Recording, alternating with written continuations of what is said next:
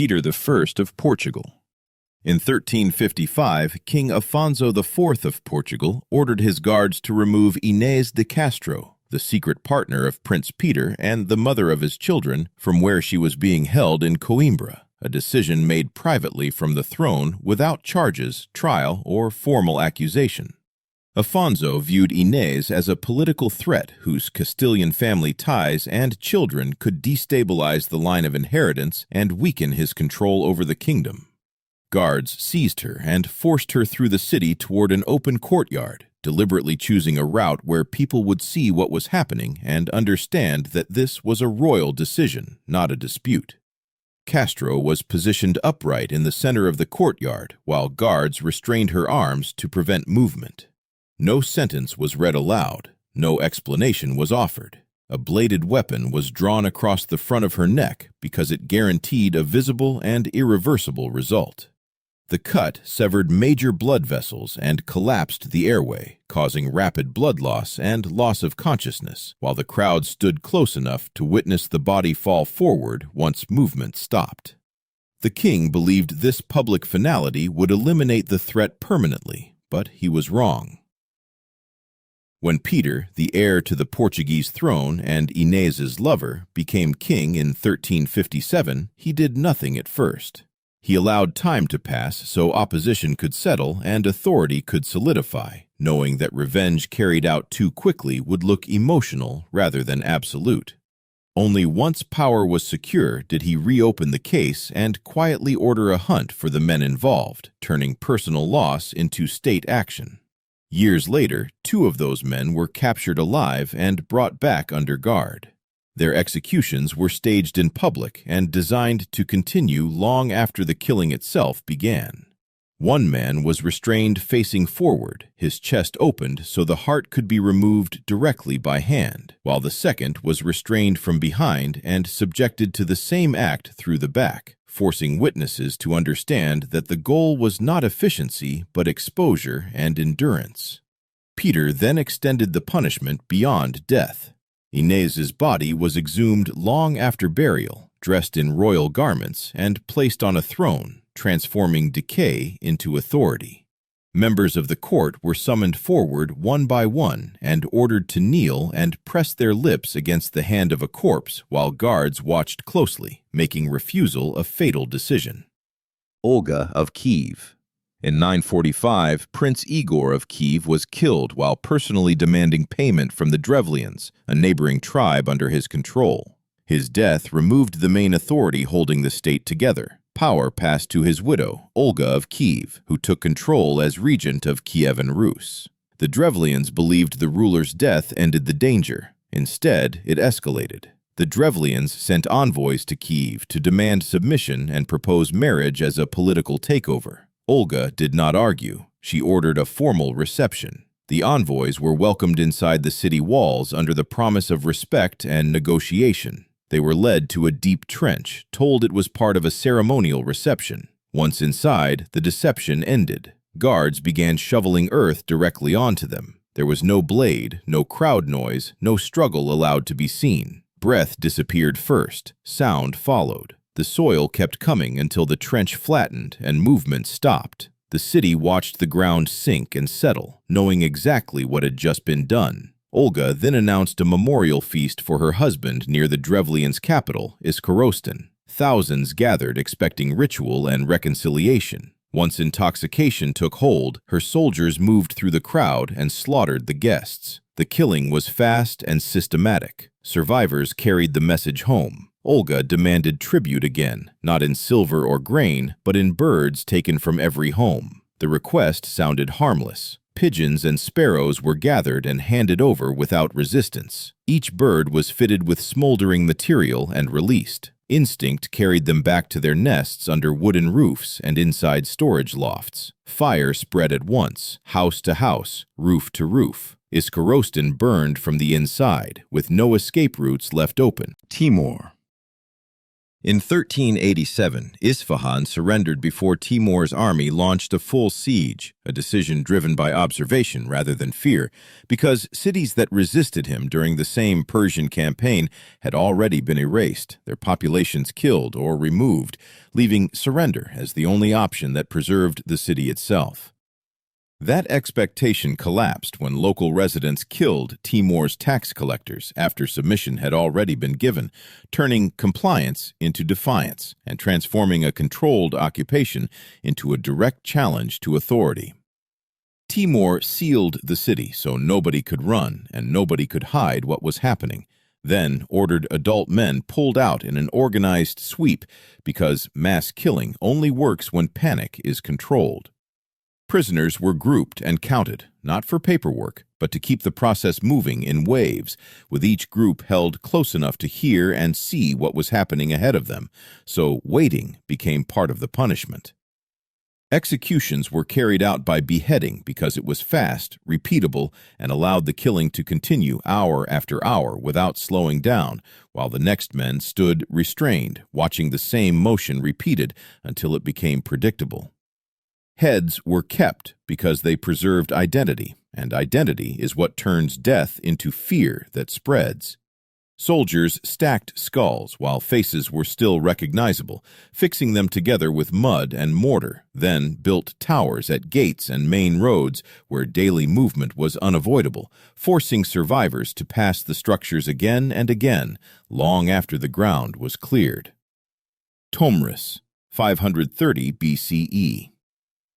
In 530 BCE, Cyrus of Persia advanced east toward the lands of the Massagetæ, expecting a short campaign built on speed and deception rather than direct confrontation, and he viewed Tomyris, a queen who had recently taken power after her husband's death, as a ruler likely to hesitate under pressure rather than respond decisively. Instead of forcing a battle, Cyrus tested control first by withdrawing deliberately and leaving behind a camp filled with food, supplies, and wine, knowing the Massagetæ were unfamiliar with alcohol and that discipline collapses faster through excess than through force. When a Massagetæ force entered the camp, order dissolved as intoxication spread, and Persian troops returned while the men were slowed, disorganized, and unprepared, killing most where they lay and capturing one prisoner alive. That prisoner was Tomyris's son. He was restrained and kept as proof that resistance had already been broken, held long enough for the message to spread through the army, until escape failed and he took his own life in captivity, turning a tactical loss into a personal one that could not be reversed or ignored. After that, the war stopped following Cyrus's rules. Tomyris gathered her full force and forced open battle on ground that removed deception and endurance games entirely, turning the conflict into sustained contact where formations collapsed under pressure rather than maneuver, and the fighting continued until Persian lines broke and Cyrus was killed on the field. His body was recovered and identified, the head was removed and brought forward, and blood collected from the battlefield was poured into a container before the head was lowered into it, completing a vow she had made earlier that only gained meaning after everything else had already been taken from her.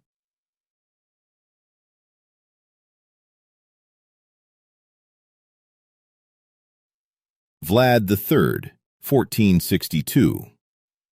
In 1462, Wallachia sat between the Ottoman Empire and Europe, surviving by paying tribute while resisting full control, and Vlad III ruled knowing that any sign of weakness would invite permanent occupation rather than peace. When Ottoman officials demanded higher tribute and hostages as proof of obedience, Vlad refused, turning a political demand into a direct test of authority.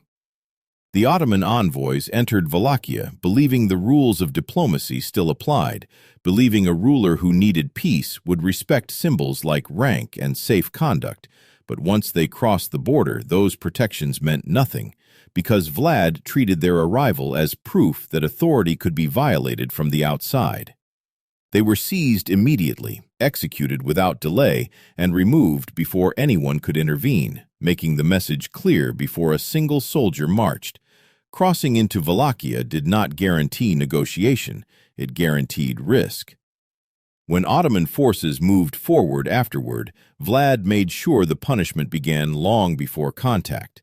Villages were abandoned ahead of the army, food disappeared, wells turned foul, and roads narrowed into slow corridors, forcing soldiers to march longer, eat less. Baghdad was the heart of learning, medicine, and administration in the Islamic world. Libraries were destroyed. Books were thrown into the Tigris River until the water was said to run dark from ink. Scholars, doctors, and officials were killed along with civilians. The Abbasid Caliph al-Mustasim was captured and executed. With him ended a caliphate that had ruled for over 500 years. Irrigation systems were destroyed and never fully repaired. Farming around Baghdad collapsed. Trade routes shifted away. What remained was a reduced town surrounded by ruins. Battle of the Somme, 1916. On July 1, 1916, British soldiers climbed out of trenches along the Somme River in northern France and advanced across open ground toward German defensive positions protected by trenches, bunkers, and machine guns. The attack was planned by British and French commanders to break the German line after a week-long artillery bombardment that was expected to destroy enemy defenses. It failed to do so. German positions remained intact. As soldiers advanced, they were cut down in full view of their own lines. On the first day alone, the British Army suffered about 57,000 casualties, including around 19,000 killed, making it the deadliest day in British military history. The fighting continued for more than 4 months, from July to November 1916. Attacks and counterattacks followed along the same ground.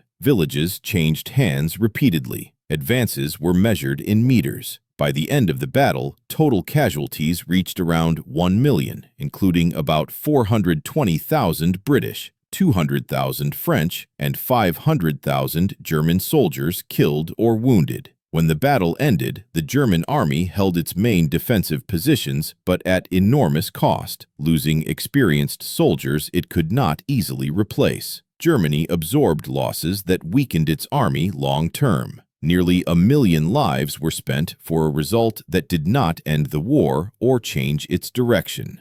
Battle of Berlin, 1945. By April 1945, Germany had lost the war. Allied armies were inside its borders. Supply lines were broken. There were no reserves left to change the outcome. Berlin was still ordered to fight. Teenagers were pulled from schools. Elderly men were handed rifles. Civilians were told to stay as Soviet forces closed in. More than 2 million people remained inside the city while it became a battlefield. From April 16th to May 2nd, the city was destroyed block by block, not to win time, not to save the country, only to delay the inevitable. When Berlin fell, Hitler was already dead. The city surrendered days later. The war ended almost immediately afterward. Berlin absorbed massive destruction for a decision that had no military value. Homes were lost. Families were killed. A capital was ruined after the outcome was already fixed.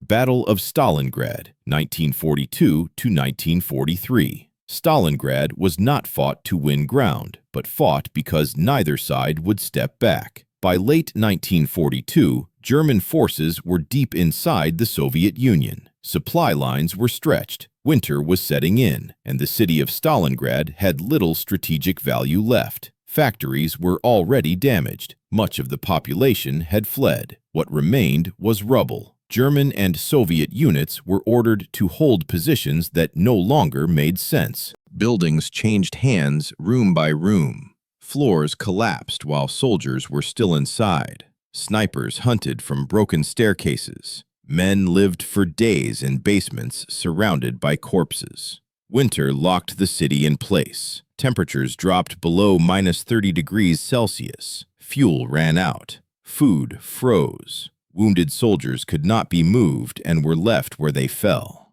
Both sides lost men faster than they could replace them. When the Soviet counter-encirclement closed, the German Sixth Army was trapped. Supplies stopped arriving. Starvation followed. Soldiers ate horses, then rats, then nothing. By February 1943, the German army surrendered. Around 2 million soldiers and civilians were killed, wounded, or captured during the battle. The city itself was almost completely destroyed. Watch how the FBI and intelligence hunted history's top drug lords to see how empires built on fear were dismantled through surveillance, informants, and relentless pursuit, one target at a time.